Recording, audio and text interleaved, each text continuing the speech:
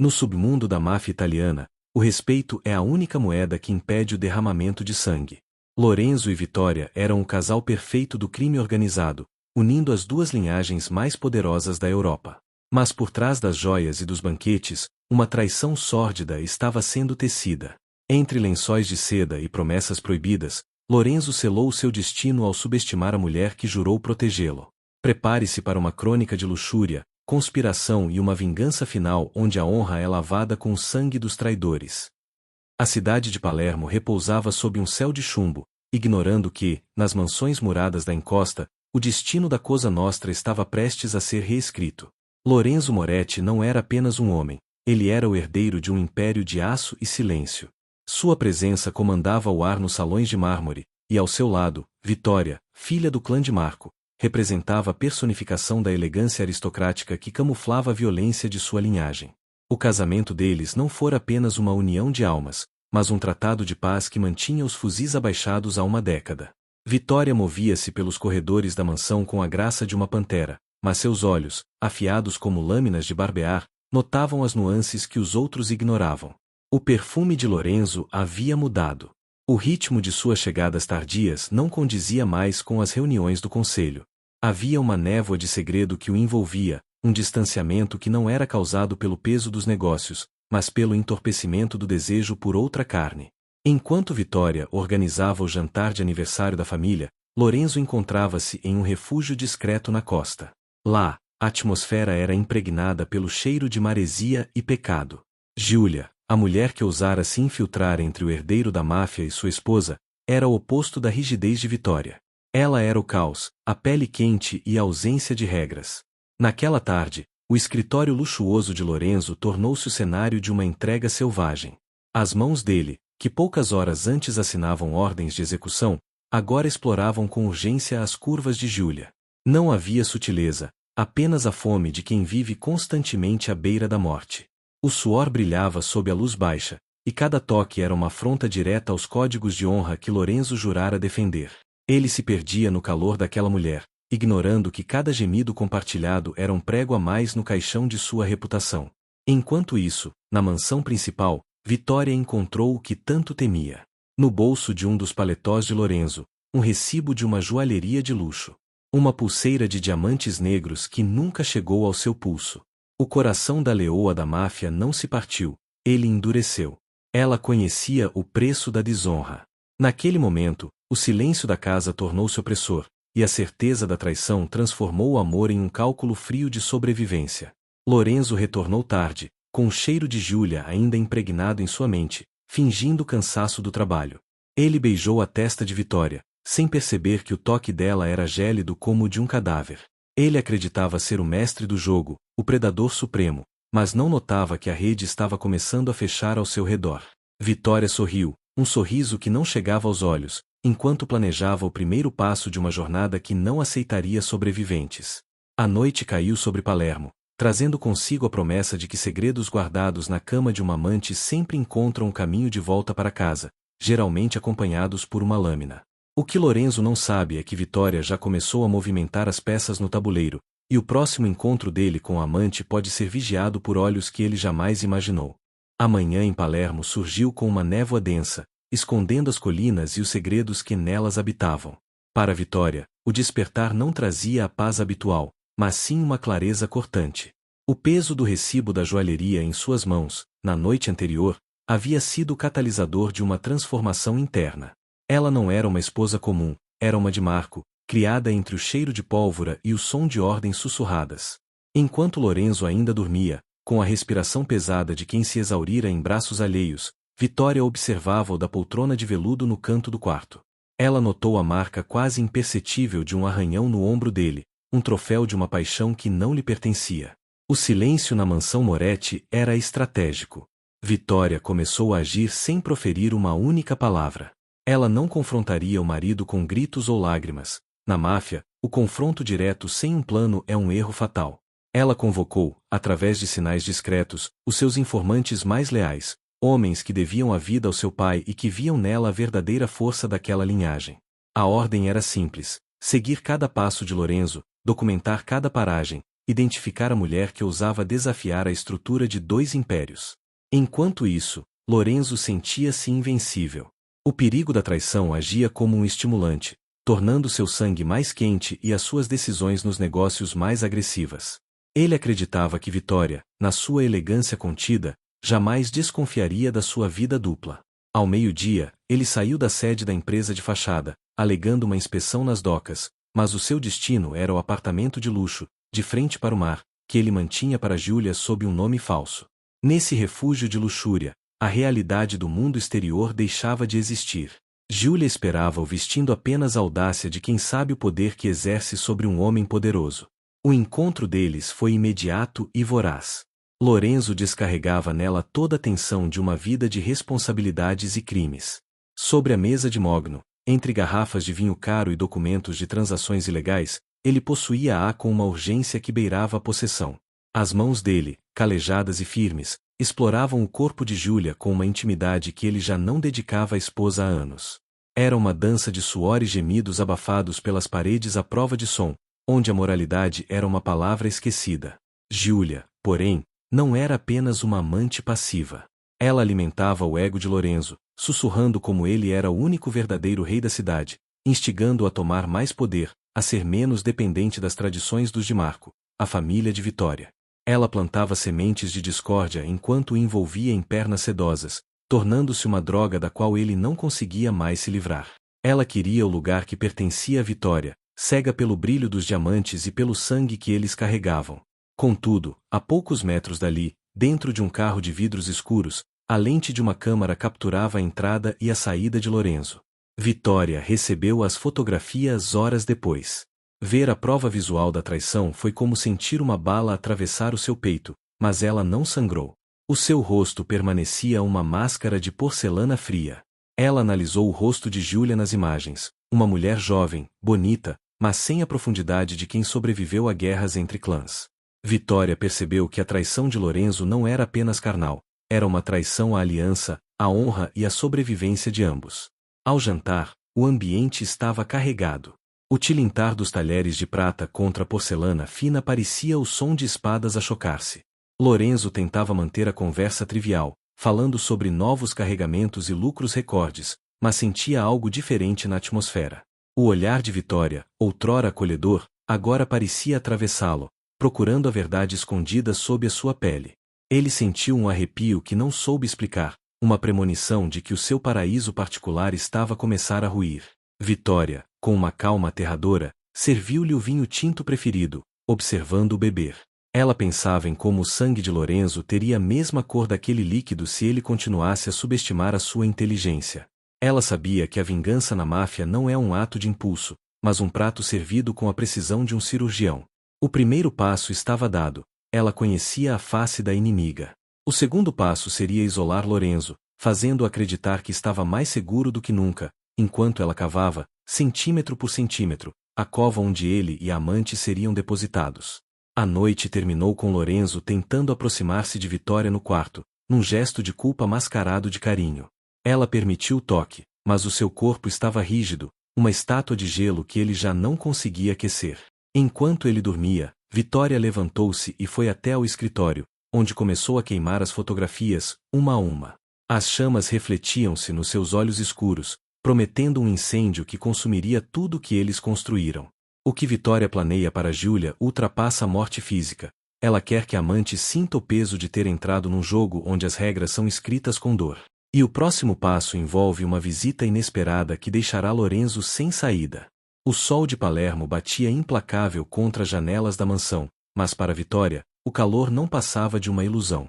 O gelo que se instalara na sua alma era agora o seu maior aliado. Ela compreendia que, na máfia, a descoberta é apenas metade da batalha. A outra metade é o manejo do tempo. Lorenzo continuava a agir como um predador no topo da cadeia alimentar, sem perceber que o seu território estava a ser minado por dentro. Ele saía todas as manhãs com a confiança de um homem que acredita ter o mundo aos seus pés, ignorando que cada passo seu era agora uma nota numa partitura escrita pela sua esposa. No apartamento da Costa, a relação entre Lorenzo e Júlia atingia um novo patamar de depravação e risco. A adrenalina do proibido tinha se tornado um vício. Lorenzo já não se contentava com encontros rápidos, ele passava tardes inteiras mergulhado na pele de Giulia, como se pudesse apagar a imagem da esposa com o suor da amante. Naquela tarde, o ar estava pesado com o cheiro de incenso e de corpos em combustão. Lorenzo, num ato de arrogância suprema, levou para o leito de Giulia um colar que pertencia à herança da família Moretti, uma peça de safiras que deveria ser usada apenas pela legítima matrona da casa. Ele prendeu a joia no pescoço de Giulia, e o contraste das pedras azuis com a pele nua dela era um insulto direto às gerações de mulheres que o antecederam. O ato de amor que se seguiu foi violento e possessivo. Lorenzo sentia-se um deus, manipulando o destino e o desejo, enquanto Giulia gemia promessas de lealdade eterna, incitando-o a abandonar as velhas tradições. Ela queria que ele se tornasse o único líder, eliminando a influência dos de Marco, sem saber que estava a assinar a sua própria sentença de morte ao tocar naquelas safiras. Enquanto Lorenzo se perdia nos braços da traição, Vitória movia-se pelas sombras da cidade. Ela não foi ao encontro de pistoleiros, mas sim ao encontro dos contadores e dos homens que geriam as rotas de abastecimento. Ela começou a desviar silenciosamente os fundos que sustentavam o estilo de vida luxuoso de Lorenzo. Com a precisão de quem corta os fios de uma marioneta, ela isolou as contas bancárias que ele usava para manter o apartamento de Giulia. Vitória queria que a amante sentisse o gosto da escassez antes de sentir o gosto do aço.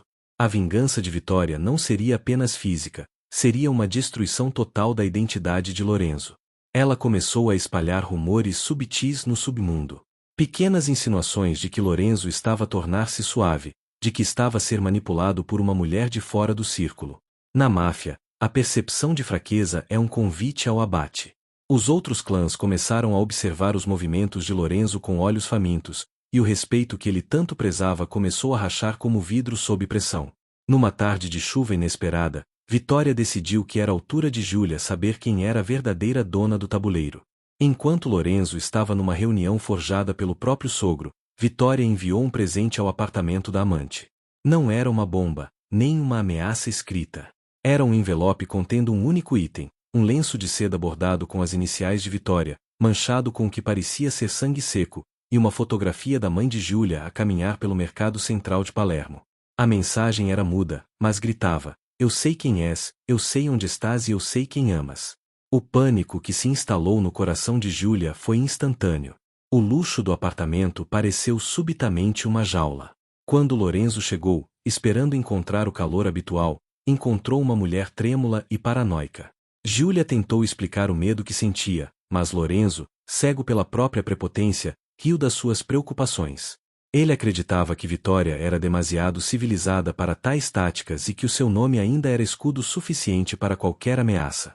Ele acalmou Giulia com mais promessas e mais sexo, mas a semente da discórdia fora plantada. O amante já não era apenas um refúgio, era o centro de um alvo. Ao regressar à casa, Lorenzo encontrou Vitória a ler calmamente na biblioteca, com um copo de conhaque na mão. Ela olhou para ele e, pela primeira vez, mencionou o colar de safiras. Ela perguntou, com uma voz desprovida de emoção, se ele o tinha levado para limpar, pois pretendia usá-lo no jantar de gala da semana seguinte. Lorenzo sentiu o sangue fugir-lhe do rosto. A mentira que ele proferiu foi desajeitada, a primeira rachadura na sua máscara de perfeição. Vitória apenas assentiu, um brilho de desprezo nos olhos que ele preferiu ignorar. A guerra estava agora declarada, embora apenas um dos lados estivesse a lutar. Vitória já não via Lorenzo como marido, mas como um tumor que precisava de ser extirpado para que o corpo da organização sobrevivesse. Ela começou a preparar o cenário para o grande final, onde a traição de Lorenzo seria revelada perante os olhos de todos os chefes das famílias, transformando seu herói num pária. O silêncio que se seguia a cada encontro de Lorenzo e Giulia era agora preenchido pelo som de engrenagens a fechar-se. A amante, desesperada por segurança, começou a exigir que Lorenzo fizesse algo drástico, sugerindo até a eliminação de Vitória. Ela não sabia que estava a dar a Lorenzo a corda com que ele seria enforcado. O próximo passo de Vitória será levar Lorenzo a cometer um erro fatal em público, um erro que o obrigará a escolher entre a sua vida e a da sua amante, sob o olhar atento de quem não perdoa traidores. O prestígio de um homem na máfia é como um castelo de cartas, difícil de construir, mas um sopro de desonra é suficiente para desmoronar tudo. Vitória sabia que matar Lorenzo agora seria misericordioso demais. Ela queria que ele sentisse o peso da coroa que estava prestes a perder. O próximo passo de sua estratégia era a humilhação pública, o isolamento que precede a execução. Lorenzo, cada vez mais entorpecido pela luxúria e pela falsa sensação de segurança que Giulia lhe proporcionava, cometeu o erro que Vitória tanto esperava. Sob a pressão da amante, que agora exigia joias, segurança e um status que não lhe pertencia, ele começou a usar dinheiro desviado do fundo comum das famílias para sustentar os caprichos de Giulia. Ele achava que seus rastros estavam cobertos, mas Vitória já havia entregue as provas para os auditores das sombras, homens que não respondiam a ele, mas à tradição de sangue da Cosa Nostra. Para celebrar o aniversário de fundação da aliança entre as famílias, um banquete foi organizado. Era o cenário perfeito. Vitória vestiu-se de vermelho escuro, a cor das feridas abertas, e desceu as escadarias da mansão com uma presença que silenciou os convidados. Lorenzo estava ao seu lado, tentando sorrir, mas o suor frio em sua nuca denunciava o desconforto. Ele sabia que o colar de safiras ainda estava no pescoço de Giulia, e a desculpa que dera Vitória sobre a limpeza da joia estava começando a apodrecer. Enquanto os brindes eram feitos, Vitória circulava entre os patriarcas. Com palavras sussurradas e olhares carregados de significado, ela plantou a verdade. Ela não precisou gritar. Ela apenas mencionou, como quem não quer nada, que a gestão financeira de Lorenzo estava sob investigação e que ele parecia distraído por interesses externos que não beneficiavam a família. O veneno foi injetado com precisão cirúrgica. Os olhares dos chefes mudaram, o respeito por Lorenzo evaporou, substituído por um julgamento silencioso e mortal. Sentindo a pressão aumentar, Lorenzo buscou refúgio no banheiro, onde ligou desesperadamente para Giulia. O diálogo, se é que se pode chamar assim o monólogo frenético de um homem acuado, mostrava sua ruína. Ele ordenou que ela se escondesse, que saísse do apartamento. Mas Giulia, movida por uma mistura de ganância e medo, cometeu o erro fatal. Ela apareceu nos arredores da festa, esperando por ele em um carro, usando as safiras da família sob a luz do luar, acreditando que ele a levaria dali para sempre. Vitória, que monitorava cada movimento por meio de seus guardas leais, viu a amante estacionada no portão lateral. Ela não mandou matá-la, ainda não. Em vez disso, ela levou o pai de Lorenzo, o velho Dom Pietro, até a varanda. Sem dizer uma palavra, ela apontou para o carro onde Giulia retocava o batom, o colar de safiras brilhando como uma afronta à linhagem dos Moretti. O velho Dom sentiu a honra da família ser estuprada diante de seus olhos. O silêncio dele foi o veredito de morte para o próprio filho. Dentro do salão, o clima mudou drasticamente. A música parou por um segundo que pareceu uma eternidade. Quando Lorenzo voltou, percebeu que ninguém mais o olhava nos olhos. Ele era um homem morto caminhando entre os vivos. Vitória aproximou-se dele, e na frente de todos, deu-lhe um beijo frio nos lábios. Foi o beijo de Judas. Ela sussurrou no ouvido dele algo que o fez perder a cor. As safiras ficam melhor na carne de quem as merece, Lorenzo. Mas o sangue fica melhor no chão. O pânico tomou conta dele. Ele saiu da festa às pressas, ignorando os protocolos, e correu para o carro de Giulia. Ele a arrancou dali com violência, a adrenalina e o medo transformando o desejo em uma fúria cega. No apartamento da Costa, aquela noite não teve carícias.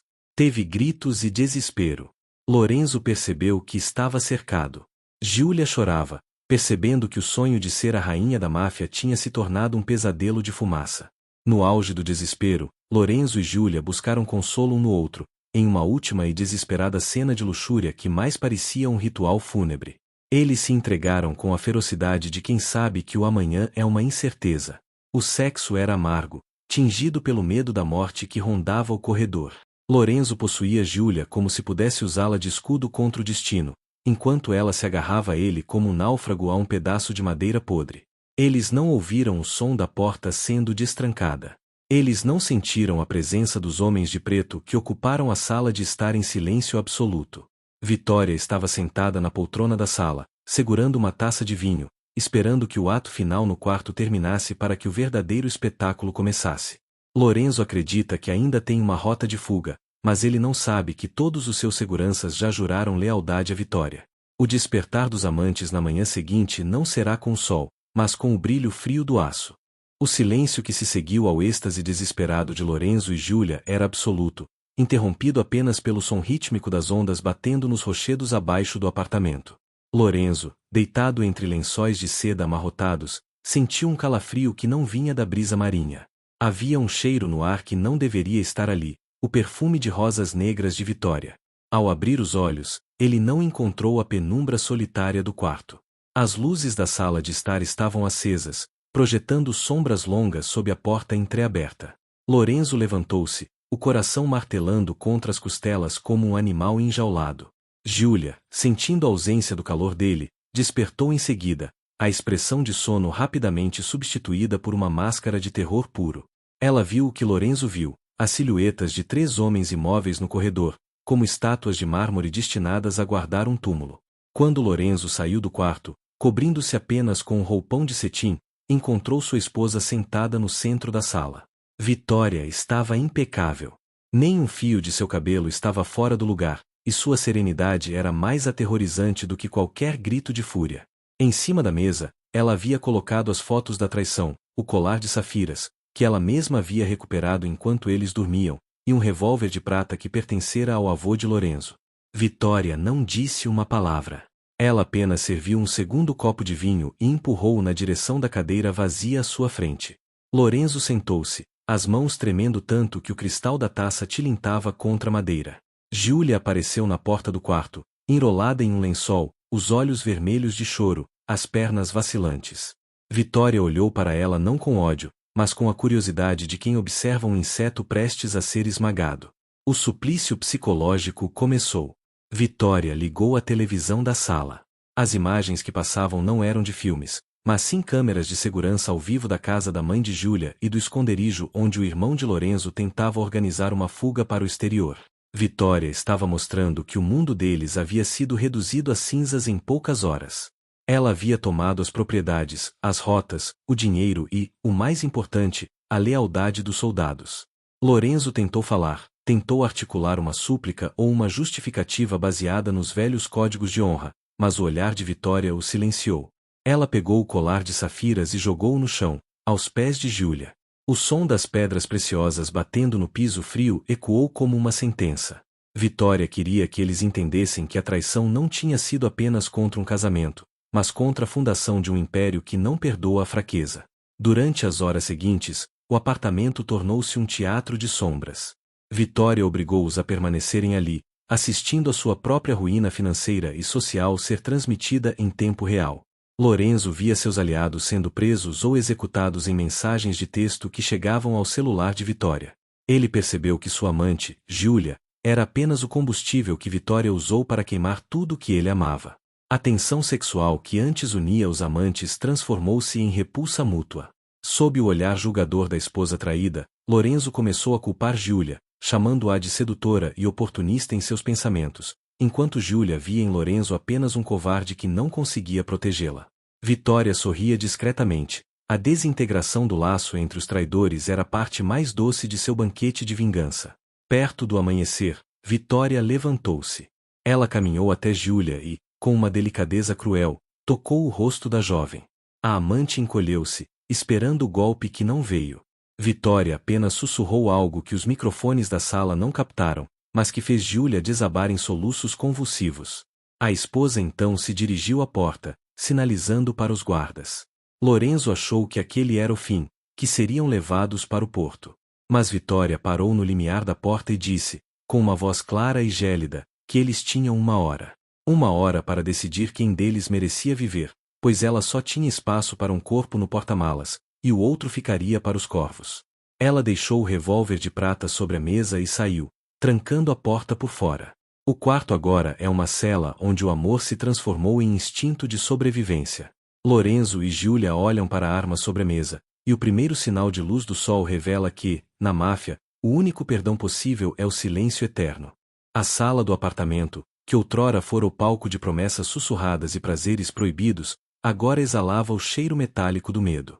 O relógio de parede parecia martelar cada segundo contra o crânio de Lorenzo.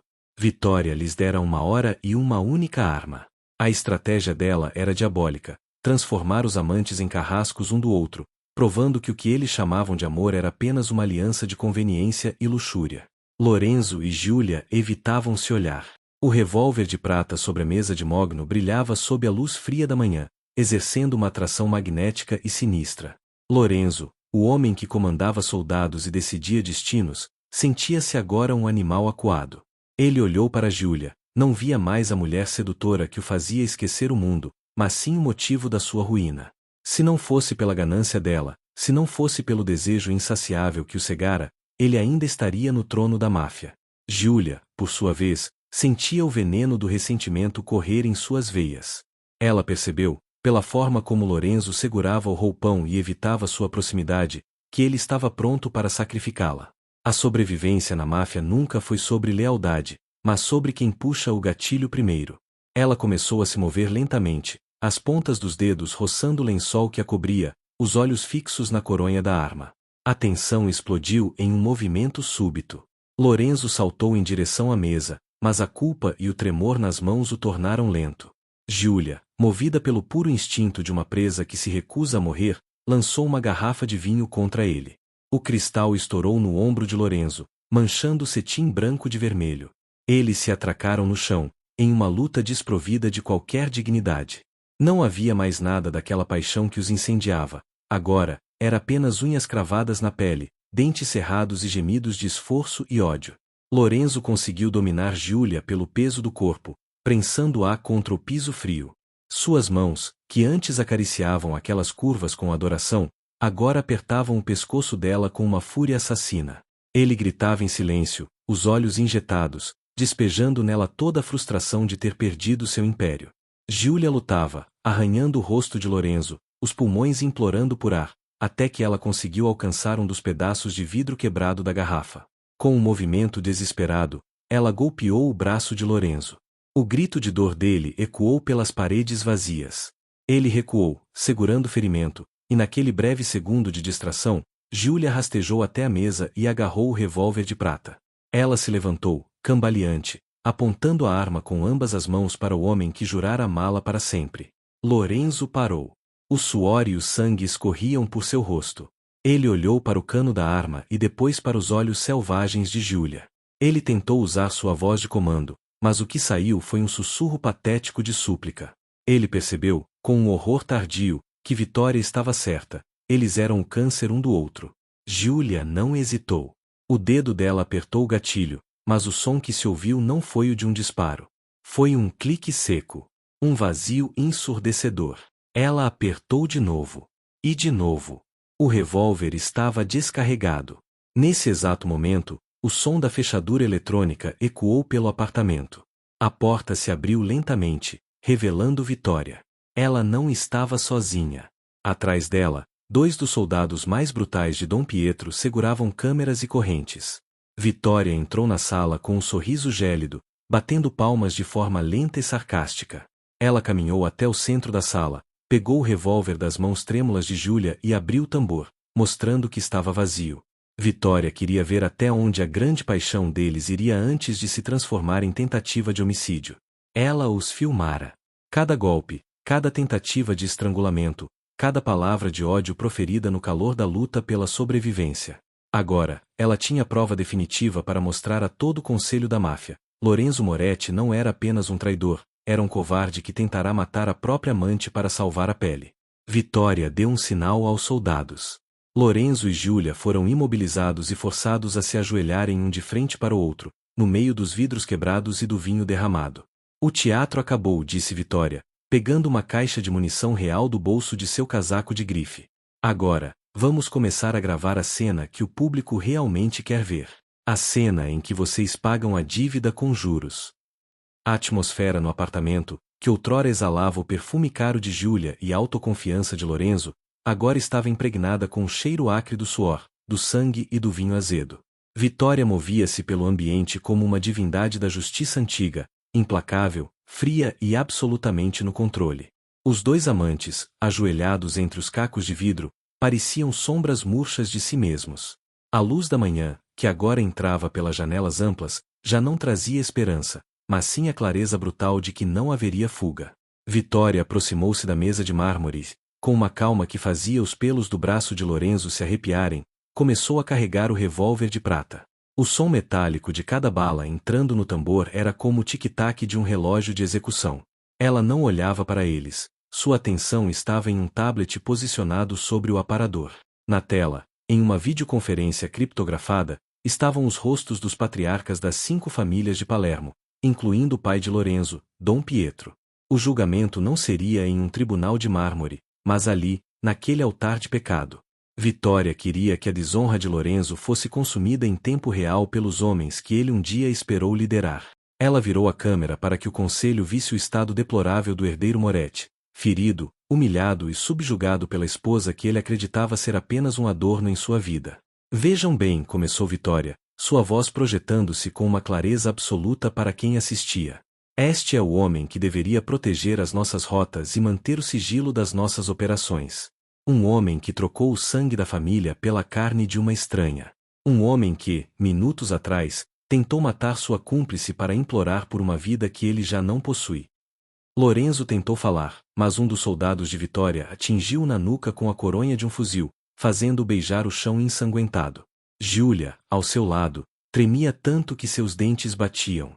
Ela tentava cobrir sua nudez com os farrapos do lençol, mas na presença de Vitória, ela parecia despida de qualquer dignidade humana. Ela era apenas o corpo do delito. Vitória pegou o tablet e caminhou até Giulia. Ela forçou a câmera contra o rosto da amante, cujos olhos estavam inchados de tanto chorar. Esta mulher, continuou Vitória, foi o instrumento da discórdia. Ela usou segredos que Lorenzo sussurrava entre os lençóis para tentar minar o poder dos de Marco. Ela não queria apenas o marido de outra, ela queria o império. Na nossa lei, quem cobiça o trono sem o direito do sangue, recebe o ferro. A humilhação pública estava completa. O pai de Lorenzo, na tela do tablet, fechou os olhos e deu um leve aceno de cabeça, o sinal universal de que o filho estava morto para a família. O título e a proteção de Lorenzo haviam sido oficialmente revogados. Ele não era mais o Moretti, era apenas um traidor sem nome. Vitória desligou a transmissão. O silêncio que se seguiu foi o mais denso de todos. Ela se agachou em frente a Lorenzo, pegando-o pelo queixo e forçando-o a olhar para ela. Você achou que eu era fraca, Lorenzo? Achou que, por eu ser mulher, aceitaria o papel da esposa devota que chora nos cantos enquanto o marido se diverte com o lixo da cidade? Você esqueceu que eu nasci no sangue, antes mesmo de você aprender a carregar uma arma. Ela então entregou o revólver carregado para um dos soldados e deu uma ordem que ninguém esperava. Ela não os mataria ali, de forma rápida. Ela queria que eles sentissem o peso do trajeto final. Ordenou que fossem amarrados e amordaçados com a mesma seda que usavam em suas noites de prazer. Eles seriam levados para o porto, para o antigo armazém onde as execuções históricas da família ocorriam desde os anos 40. Durante o trajeto no porta-malas do carro blindado, o contato da pele de Lorenzo com a de Giulia já não despertava desejo, mas uma náusea profunda. Eles eram agora 2 cadáveres em potencial, partilhando o mesmo espaço apertado, ouvindo o som dos pneus contra o asfalto, sabendo que cada curva os levava mais para perto do abismo. Ao chegarem ao porto, o cheiro de óleo diesel e água salgada invadiu seus sentidos. Vitória estava lá, esperando-os à beira do cais, onde um barco de pesca velho balançava suavemente. Ela segurava um galão de gasolina em uma das mãos e um maço de cigarros na outra, embora nunca tivesse fumado. O cenário estava montado para o ato final de uma vingança que seria contada em sussurros por décadas. Vitória olha para o horizonte, esperando o momento em que a maré estará certa para levar as provas de sua dor. O destino final de Lorenzo e Giulia não envolve apenas balas, mas algo muito mais profundo e escuro nas profundezas do Mediterrâneo. O armazém no porto de Palermo era um monumento ao silêncio e à morte. Paredes descascadas e o som metálico das vigas rangendo sob o vento marítimo criavam a sinfonia fúnebre perfeita. Ali, o tempo parecia ter parado. Lorenzo e Giulia, agora presos a cadeiras de ferro aparafusadas ao chão, estavam frente a frente. A mordaça fora removida, não para que pudessem implorar, mas para que pudessem ouvir o som das próprias vozes falhando pela última vez. Vitória caminhava ao redor deles, seus sapatos de salto alto estalando contra o cimento como tiros de advertência. Ela segurava nas mãos uma faca de caça, uma relíquia de seu pai, com o cabo de osso e a lâmina que já havia provado o sangue de muitos traidores antes.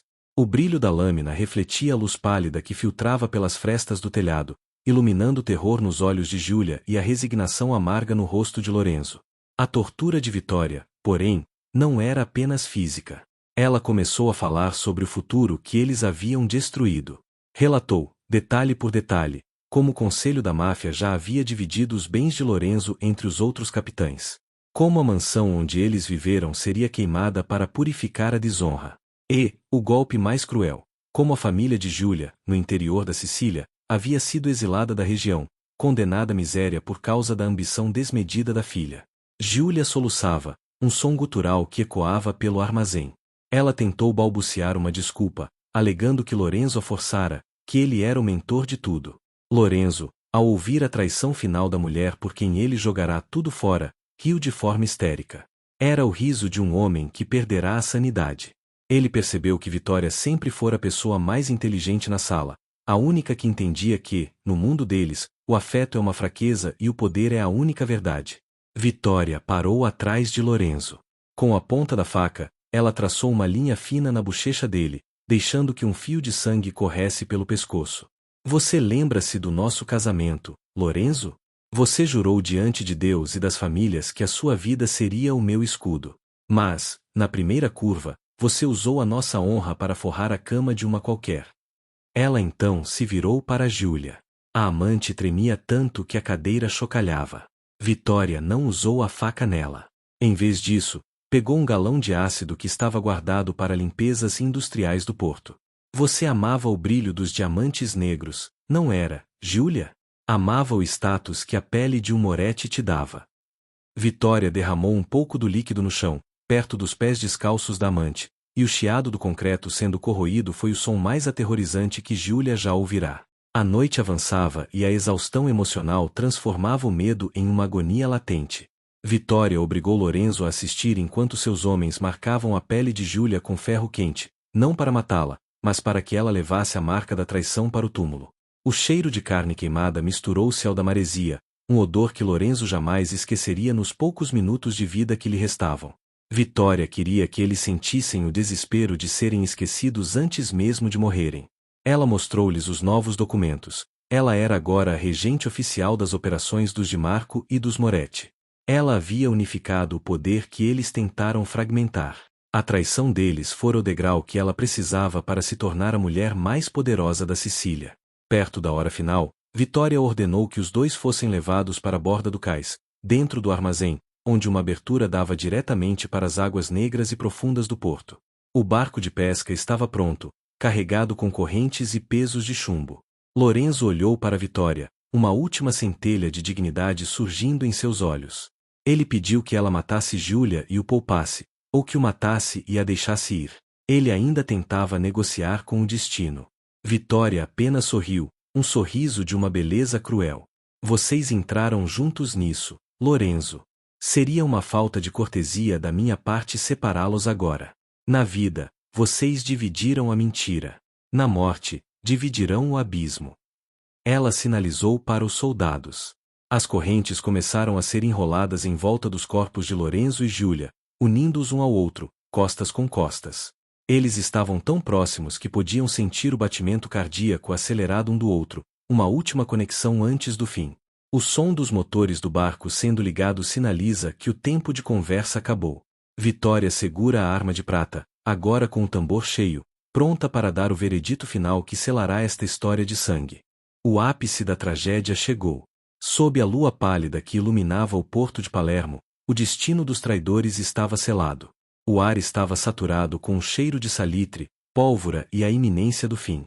Vitória, a mulher que Lorenzo um dia subestimou como sendo apenas uma peça decorativa em seu tabuleiro, agora erguia-se como a única e absoluta rainha do caos. Parte 9. O batismo de sangue e cinzas. As correntes pesadas que uniam Lorenzo e Júlia tilintavam com um som oco enquanto eles eram arrastados para a extremidade do cais. Costas com costas, os amantes estavam agora fundidos em uma última e grotesca união. O luxo das sedas e o calor da luxúria haviam sido substituídos pelo frio do aço e pelo suor do terror. Lorenzo, com os olhos injetados, olhava para o céu de Palermo pela última vez, enquanto Júlia soluçava de forma inaudível, sua vontade de viver já esmagada pela tortura psicológica das últimas horas. Vitória caminhou até eles com uma elegância letal. Ela segurava o revólver de prata, a arma que carregava o peso de gerações de honra e morte. Ela não tremia. Seus olhos eram dois poços de escuridão profunda, onde o amor que um dia sentirá por Lorenzo fora afogado e substituído por uma determinação gélida. Ela parou a apenas alguns centímetros do rosto do marido. Olhe para mim, Lorenzo, ordenou ela, com uma voz que cortava o silêncio da noite como uma navalha. Quero que a última imagem que você leve para o inferno seja a da mulher que você traiu. Não a esposa submissa, mas a de Marco que herdou o império que você foi fraco demais para manter. Lorenzo tentou articular uma última palavra, uma súplica ou talvez uma maldição, mas Vitória não lhe deu essa chance. Ela encostou o cano gélido da arma contra a testa dele. Naquele segundo eterno, o tempo parou. O som das ondas batendo nos pilares do cais parecia contar os últimos segundos de vida do Clamorete sob o comando de um traidor. Com um movimento firme, Vitória puxou o gatilho. O estrondo do disparo ecoou por todo o porto, espantando as gaivotas que dormiam nos guindastes. A bala atravessou o crânio de Lorenzo, matando-o instantaneamente. O corpo dele pendeu para frente, mas como estava acorrentado a Júlia, ele serviu como um âncora de carne. A amante soltou um grito dilacerante, sentindo o sangue quente de Lorenzo escorrer pelo seu ombro, percebendo que o seu amante agora era apenas um peso morto que a levaria para o fundo. Vitória não hesitou. Ela virou a arma para Júlia. A jovem olhou para ela com olhos suplicantes, mas não encontrou misericórdia. Você queria o lugar dele, Júlia? Pois agora ele é todo seu, sussurrou Vitória. O segundo disparo foi tão preciso quanto o primeiro. O corpo de Júlia relaxou, e o silêncio voltou a reinar no armazém, interrompido apenas pelo fumo que saía do cano da arma de prata. Com um sinal de cabeça, Vitória ordenou que os seus soldados empurrassem o bloco de chumbo ligado às correntes. Os corpos de Lorenzo e Júlia deslizaram pelo cais e caíram nas águas negras do Mediterrâneo com um baque surdo. As bolhas subiram à superfície por alguns segundos e depois o mar fechou-se sobre eles, guardando o segredo daquela traição nas profundezas abissais, onde o lodo e o silêncio seriam os seus únicos companheiros para a eternidade. Vitória caminhou até a beira da água e atirou o lenço manchado de sangue que carregava. Ela observou afundar, sentindo o peso do passado deixar os seus ombros. Ela não sentia alegria, apenas uma satisfação solene. A honra estava lavada. A linhagem estava protegida. Ao sair do armazém, uma frota de carros pretos esperava-a. Os soldados de ambas as famílias, os de Marco e os Moretti, ajoelharam-se à sua passagem. Não havia mais divisão, havia apenas uma líder. Ela entrou no carro principal e, enquanto o comboio se afastava do porto, Vitória olhou pelo espelho retrovisor as luzes de Palermo. A cidade continuava a mesma, mas o submundo tinha uma nova soberana. O nome de Lorenzo seria apagado dos registros, uma lição silenciosa para qualquer um que ousasse colocar o desejo acima do dever. Vitória agora governava com uma mão de ferro revestida por uma luva de seda, sabendo que, no mundo da máfia, a paz é apenas o intervalo entre duas guerras, e ela estava pronta para vencer todas elas. A história de Lorenzo e Júlia terminou sob as ondas, mas a lenda de Vitória estava apenas começando. Ela não era mais a esposa de um mafioso, ela era a própria personificação da lei que rege o sangue e a terra. E enquanto o sol começava a nascer no horizonte, tingindo o mar de um vermelho que lembrava o vinho e o sangue, a rainha de Palermo fechou os olhos para um descanso breve, sabendo que o seu trono estava, finalmente, seguro. E lembre-se: entre segredos a verdade sempre aparece.